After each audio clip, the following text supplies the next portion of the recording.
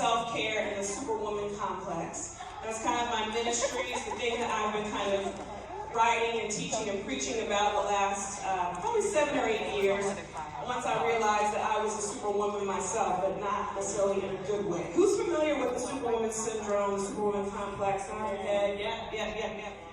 Specifically as Black women, and even more specifically as type A Black women. Those of us who do it all, achieve it all, have all the businesses, right? Got all the degrees, joined all the organizations, doing these wonderful things for all these other people, and then ultimately leave ourselves last. We don't necessarily mean to. We feel probably, based on societal standards, my goal in life now, to preach about this, because there is a way that we can take better care of ourselves. We have to.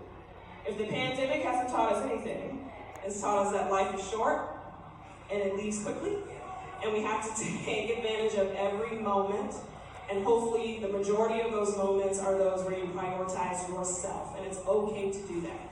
It's okay to do that. So, cortisol, we need to live. It's our fight or flight. It's our adrenaline. You gotta get up and go and do your thing, or an emergency situation. But too much cortisol is damaging. We need those good things, those endorphins, the serotonins and the dopamines. We need that to balance out. So I like how you advocated for yourself at work and said, listen, this is my schedule. This is my priority. Exercise is very important to me, so you don't have to work on that. I like that. It's worth it. It's worth it. Yeah. Putting those things on your schedule, just like you put everyone else's stuff on the schedule, makes a difference. Blocking out the time for yourself. So self-care needs to be scheduled, it needs to be prioritized, and the people around you need to know when your time is. In the next couple of years, those 3 causes of death will be in the Black and brown community. But number 1 is, guess, heart disease.